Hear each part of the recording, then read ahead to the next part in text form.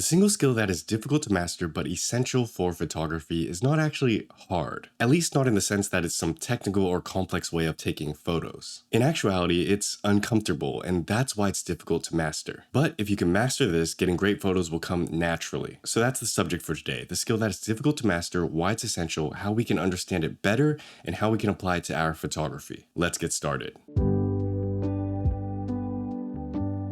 What is it and why is it essential? Okay, so what is actually difficult to master but essential for photography? The answer is much simpler than you think.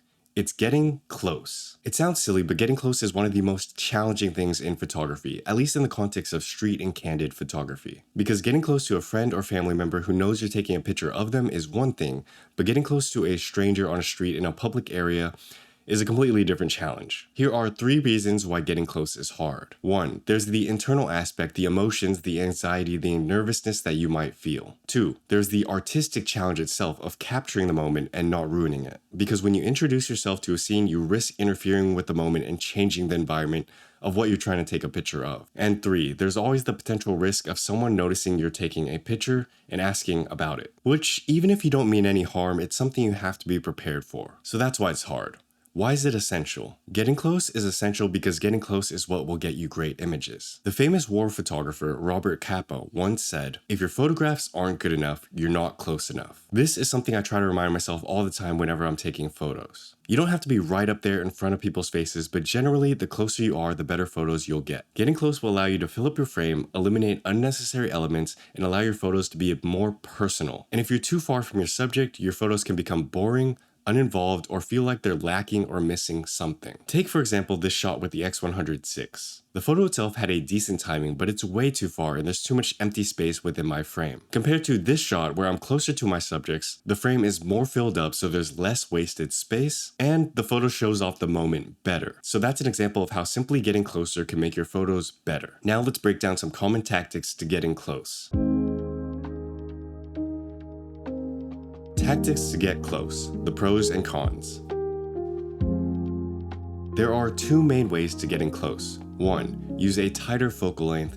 2. Move your feet. Let's break down the pros and cons of each. The first common tactic would be to use a tighter focal length. This is probably the easier way because it allows your camera to do the work for you. You don't have to worry so much about interactions because you're farther away, so it's more difficult to be noticed. And you can still get pretty good images because your subjects can fill up the frame accordingly. And so you can get close without having to literally get close. Which brings us to the second method, which is to literally get close. This is, in my opinion, the more challenging tactic, because it means moving your feet, getting involved with the action, becoming intimate with the subjects, and potentially getting noticed. And this is typically the skill you'd have to develop when you're shooting with wider lenses. So, question for you. If you want to get close, is it better to use a wider or tighter lens? Let's address this real quick. Wider versus tighter focal lengths. To be quite frank, I don't think wider or tighter is better. I think a lot of it is preference in how you shoot, the look you prefer, and the environments you choose to shoot in. I've spent a lot of time with the X100V, and that's my preferred focal length when shooting in things like street photography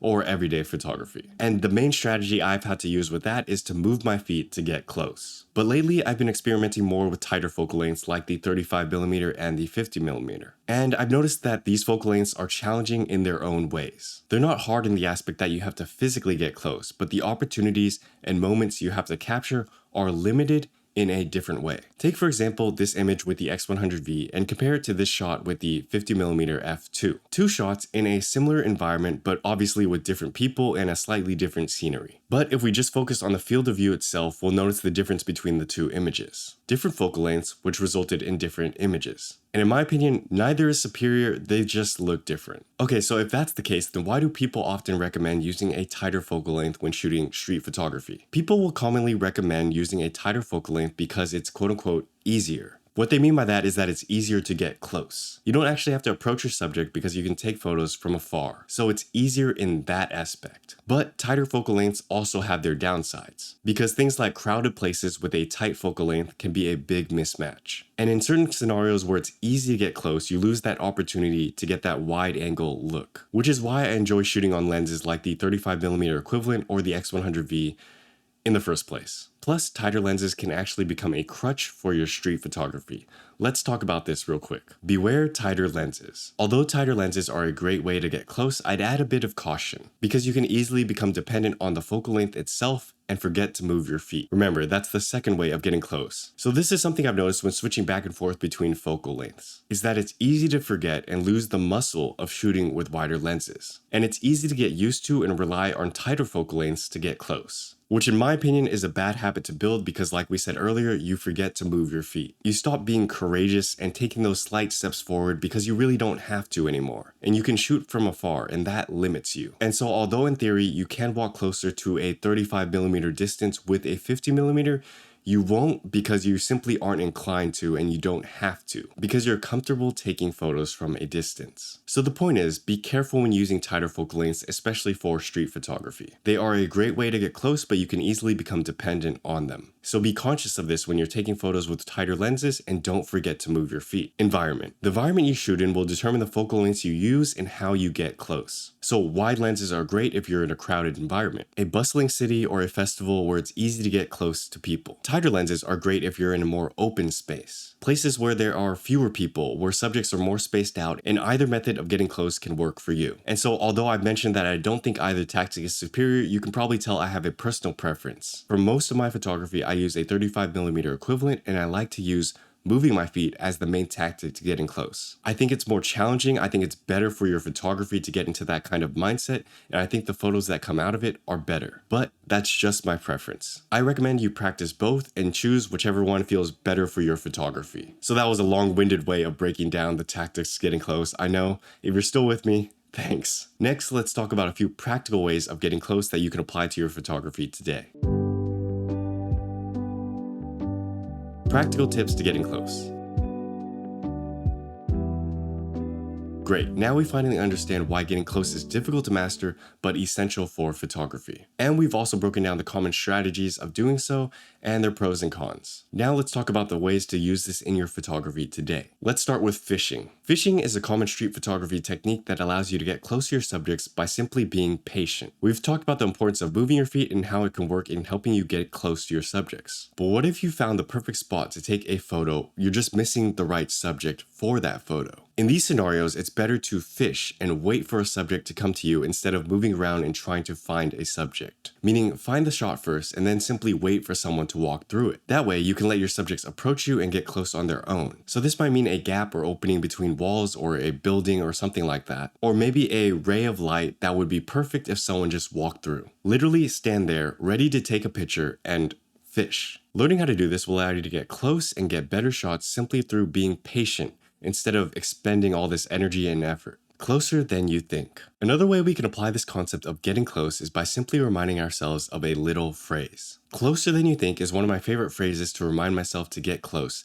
and it works really well, especially with wider lenses. Because oftentimes I'll be ready for a photo, the moment is happening, but I'm definitely not close enough for that photo. And I know the photo itself could be that much better if I just took 1 to 2 steps forward, but I can't because I'm scared. So I have to remind myself, closer than you think. And then I almost have to force myself to take a few steps forward, take the shutter, and get a better picture. And despite that struggle, it almost always works. And so nowadays, it's almost like muscle memory to remind myself this before I take a picture. So try this one out. Remind yourself, closer than you think, anytime you're trying to take a picture, especially if you're shooting on wider lenses. So let's bring this full circle. What's difficult to master but essential for photography? It's getting close. Getting close is hard because it's uncomfortable, can ruin the moment, and invites confrontation. It's essential because getting closer will lead us to better images. Remind yourself of the Robert Capa quote, "If your photos aren't good enough, you aren't close enough." And if we want to get close, there are 2 main ways to do it: shoot with a tighter lens or move your feet. Both have their pros and cons as we discussed earlier. My obvious preference is to move my feet. I think it leads to better photography habits. But you can try and find what works for you and apply it to your photography. And then if you need a few practical ways of doing so, try fishing when taking photos, which is literally waiting in the right spot for the right subject. Also, keep reminding yourself, closer than you think. That can help you take those 1 to 2 extra steps to get you that better shot. I hope this made sense. We were kind of all over the place today, and I hope this helped. If it did, please do share this with someone else who you think it might help. Also, check out my new photography zine, The Sinking Sun.